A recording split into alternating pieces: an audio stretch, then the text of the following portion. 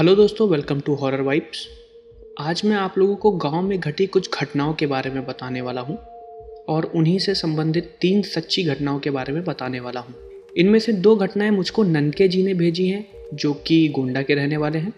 आप उन दोनों घटनाओं को ध्यान से सुने।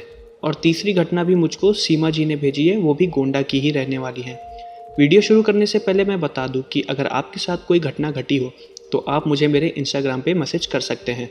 मैं इंस्टाग्राम का लिंक अपने डिस्क्रिप्शन बॉक्स में दे दूंगा। और अगर आपको real horror stories in Hindi सुनना है तो आप मेरे चैनल हॉरर वाइब्स को सब्सक्राइब कर सकते हैं। तो ज़्यादा टाइम न लेते हुए वीडियो को शुरू करते हैं। ये पहली घटना मुझको ननके जी ने भेजी है, जो कि गोंडा से हैं। अब आगे की घटना मैं आपको ननके जी के नज़रिए से बताऊंगा। मेरा नाम ननके है और मैं गोंडा का रहने वाला हूँ। ये घटना मेरे घर वालों के साथ 2015 में घटी थी। वो महीना नवंबर का था और मैं और मेरे घर वाले सब मेरे चाचा जी के यहाँ गए हुए थे। उनके यहाँ उनके लड़के का जन्मदिन था। मैं और मेरा भाई सुबह के टाइम चाचा जी के बाग में साइकिल से घूमने गए थे। उनका खेत और उनके बाग बहुत ही ज़्यादा बड़े थे, तो वहाँ पर हमको घूमते घूमते बहुत मज़ा आ रहा था। हमें घूमते घूमते दोपहर के करीब 4 बज गए थे और अब हमें घर वापस जाना था। और घर वापस जाने में हमें काफ़ी लेट हो गया था, शाम भी हो गई थी। तो मेरे भाई ने बोला कि तुम साइकिल तेज़ चलाओ क्योंकि हमें घर जल्दी पहुंचना है। मैं साइकिल तेज़ चलाने लगा और पता नहीं क्या हुआ कि मेरी साइकिल डिसबैलेंस हुई और मैं और मेरा भाई साइकिल समेत एक ताज़ी कच्ची कबर के ऊपर गिर गए। वो कबर किसी के खेत के ऊपर बनी हुई थी। वहाँ पर उस टाइम कोई भी नहीं था। देखने से लग रहा था कि उस कबर को बने हुए 1 से 2 दिन ही हुए थे। वो कब्र फिलहाल तो मिट्टी की बनी हुई थी। उसके बगल में 2 अगरबत्तियां जल रही थीं और ताज़े फूल उसके ऊपर पड़े हुए थे। हमारी साइकिल का आगे वाला टायर उस कवर के ऊपर आधा घुस चुका था। हम उसको निकालने की कोशिश कर रहे थे, लेकिन टायर उसके अंदर फंस गया था। तो मेरा भाई साइकिल से उतर के कब्र के बगल से निकलते हुए साइकिल के आगे के टायर को निकालने की कोशिश कर रहा था। मुझको पता नहीं था, लेकिन शायद वो उसके ऊपर से निकल के चला गया था। उस टाइम साइकिल निकलने के बाद हम जल्दी से अपने घर गए। हमारे शरीर में काफ़ी मिट्टी लगी हुई थी, तो हम नहाने के लिए चले गए। मैं जब नहा के बाहर निकला तो मैंने देखा कि मेरा भाई दरवाजे पर बैठा हुआ था। वो नहाया भी नहीं था। उसके पूरे कपड़े पे वही मिट्टी लगी हुई थी। मैंने उससे पूछा कि तुम अभी तक नहाए क्यों नहीं? तो वो बोला कि मेरा मन नहीं कर रहा है। उसने ये बात बहुत गुस्से में बोली थी और वो वहाँ से ये बोल के चला गया। मैंने उसकी बात पर ध्यान नहीं दिया और मैं रात में सोने के लिए चला गया। रात के करीब 3 बजे मम्मी ने मुझको उठाया और बोला कि मेरा भाई गायब है। मैंने मम्मी को बताया कि सोने से पहले उसने मुझसे बात की थी। उसके बाद मुझे उसके बारे में कुछ भी नहीं पता। तब पापा और चाचा जी दोनों उसको ढूंढने के लिए चले गए और मैं भी उसको ढूंढने के लिए चला गया। मुझको उसकी हरकत में उसी टाइम कुछ अजीब सा बदलाव लग रहा था।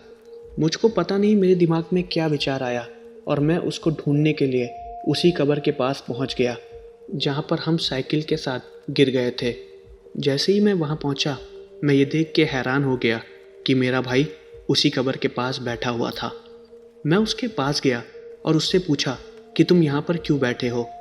उसने मेरी बात का कोई भी जवाब नहीं दिया और वो चुपचाप उसी कब्र की तरफ देख रहा था। उस टाइम का वक्त करीब रात के 3:30 बज रहे थे।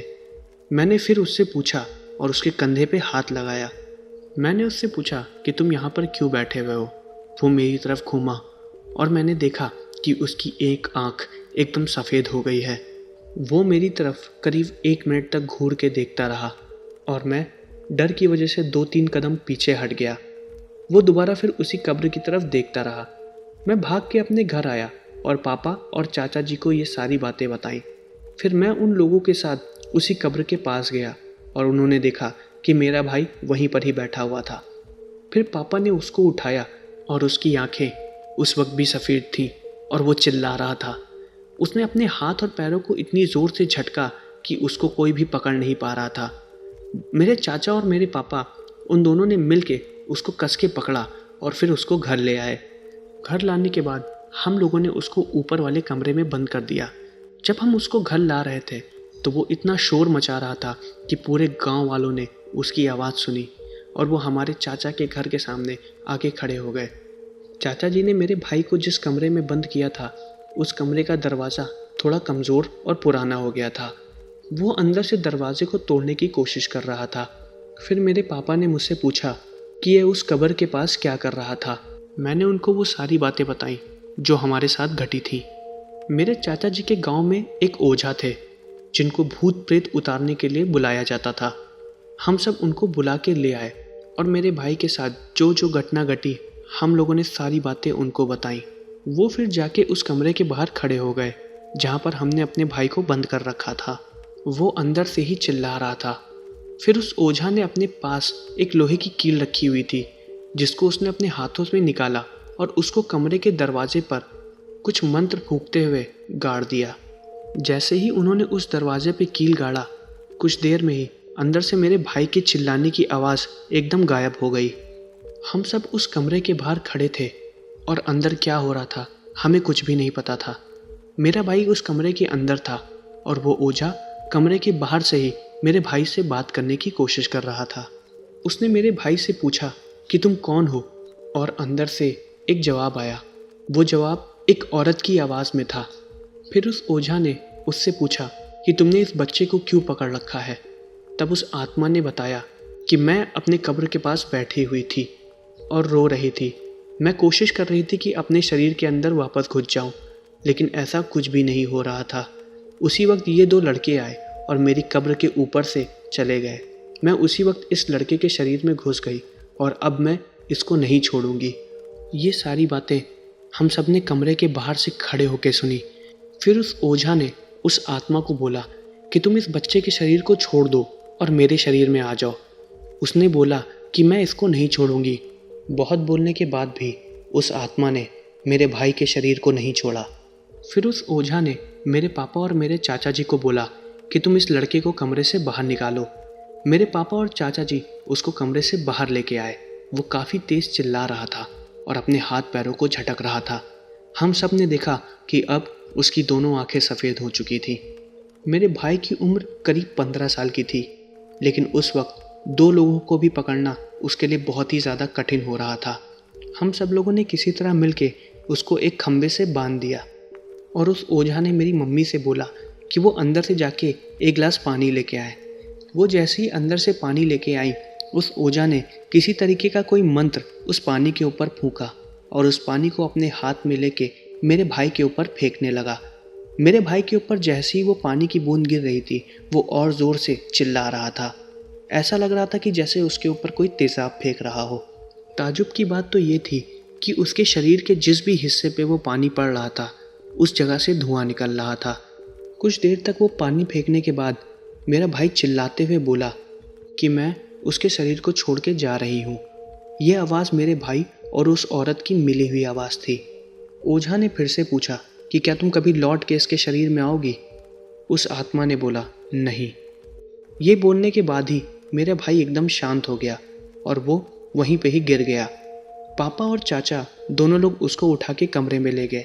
तब ओझा ने बताया कि वो एक काली आत्मा थी जिसकी हाल ही में मृत्यु हुई थी।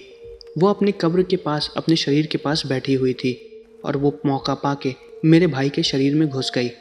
ओझा ने मेरी मम्मी को वो पानी भी दिया जिसको वो मेरे भाई के शरीर के ऊपर डाल रहे थे, और उन्होंने मेरी मम्मी को बताया कि फिर कभी अगर वो आत्मा मेरे भाई के शरीर में आए तो वो उसके ऊपर ये पानी डाल दे और वो आत्मा वहाँ से चली जाएगी। अगले दिन मैं, मेरे पापा, हम सब अपने भाई को लेके घर आ गए और उन ओझा जी ने मेरे भाई को एक तावीज़ भी बना के दी। उन्होंने बोला कि जब तक मेरा भाई 20 साल का ना हो जाए उसके शरीर से इस तावीज़ को ना उतारा जाए। वो तावीज़ को मेरी माँ ने मेरे भाई के हाथ में बांध दिया और जब तक वो तावीज़ मेरे भाई के हाथ में बंधी हुई थी तब तक उसको किसी भी तरह की कोई भी तकलीफ़ नहीं हुई। तो ये थी पहली घटना। अब मैं आपको दूसरी घटना बताने वाला हूँ जो कि ननके जी के घर में कुछ महीनों बाद फिर से घटी थी। तो आगे की घटना मैं आपको ननके जी के नज़रिए से ही बताऊंगा।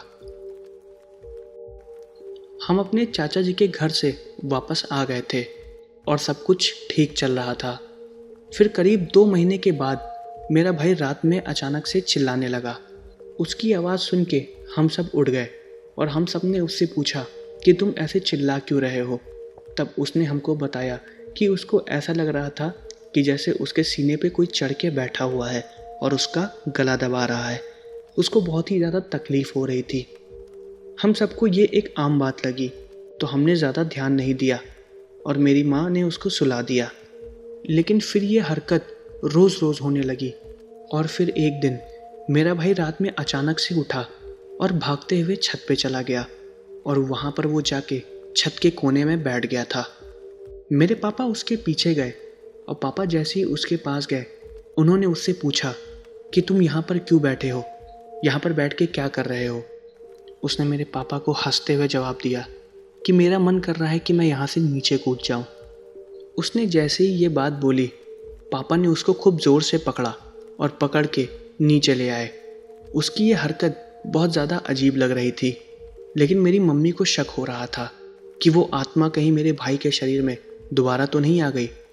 ऐसा हर रात होने लगा और मेरा भाई रात के अंधेरे में छत पर जाने लगा और पापा उसको रोज़ रोज़ ऊपर से नीचे लेके आते थे। एक रात करीब 3:30 बजे वो अपने बिस्तर पर नहीं था। हम सब उसको ढूंढ रहे थे, वो कहीं भी नहीं मिल रहा था, ना ही वो अपनी छत पे था। हम सब बहुत परेशान हो गए थे और उसको पूरे गांव में ढूंढ रहे थे। मम्मी घर पे ही थी। फिर अचानक से हमारे घर के ऊपर वाले कमरे से मेरे भाई के चिल्लाने की आवाज़ आने लगी।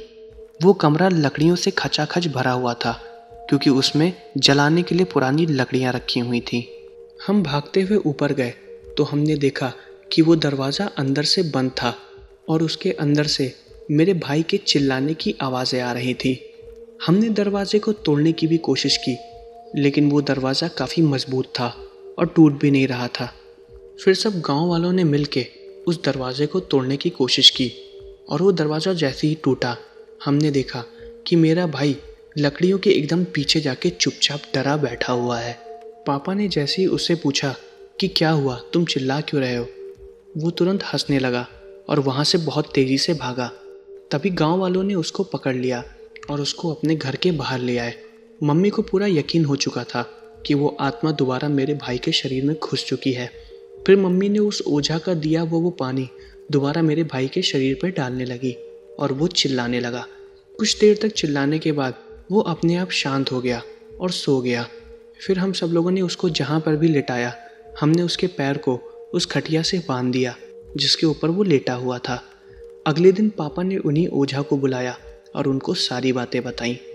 फिर उस ओझा साहब ने मेरे भाई को देखा और देखते हुए उसके माथे पे अपना हाथ रखा और फिर उन्होंने बताया कि उस आत्मा ने अभी भी मेरे भाई का पीछा नहीं छोड़ा हुआ है। उन्होंने ये भी देखा कि मेरे भाई के हाथ में वो तावीज़ नहीं बंधी हुई है जो उन्होंने उसको बांधने को दी हुई थी। तब मेरी माँ ने बताया कि खेल कूद में उसने वो तावीज़ उतार दी।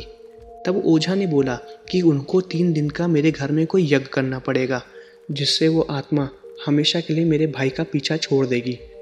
उसके बाद मेरे भाई के लिए उन्होंने 3 दिन का कोई हवन किया या कोई पूजा की। पूजा करते वक्त मेरा भाई काफ़ी चिल्ला भी रहा था और फिर उसके शरीर से वो आत्मा हमेशा के लिए चली गई और आज तक उसको कभी फिर से कोई भी दिक्कत नहीं आई। तो ये थी दूसरी घटना। अब मैं आपको तीसरी घटना बताने वाला हूँ जो कि मुझको गोंडा से सीमा जी ने भेजी है। और अब आगे की घटना मैं आपको उन्हीं के नज़रिए से बताऊंगा। मेरा नाम सीमा है और मैं गोंडा के मेथुपुर गांव की रहने वाली हूँ। ये घटना हमारे घर वालों के साथ 2004 में घटी थी। उस टाइम जनवरी का महीना था और ठंड काफ़ी हो रही थी। हम सब लोग शाम के टाइम अक्सर लकड़ियों को जला के बाहर बैठ के अपने हाथों को सेका करते थे। हमारे घर के जस्ट बगल में एक और घर था जहाँ पे छोटे छोटे बच्चे खेला करते थे और हमारे घर के सामने एक कुआं था। हमारे घर वाले और हमारे घर के बगल वाले सब लोग उसी कुएं से पानी भरा करते थे।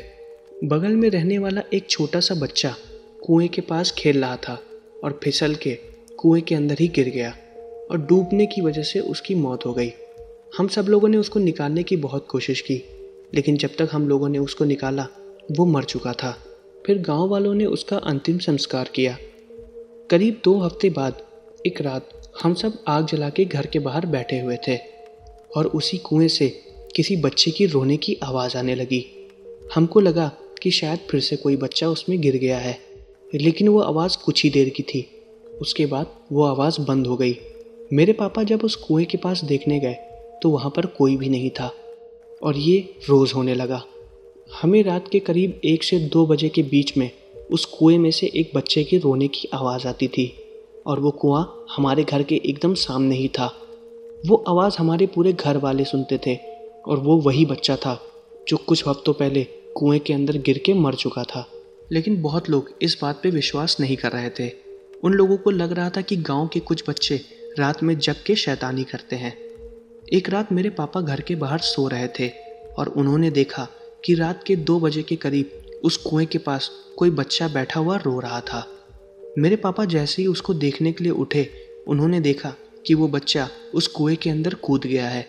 उन्होंने साफ साफ उस बच्चे की परछाई देखी और चिल्ला के सबको बुलाने लगे।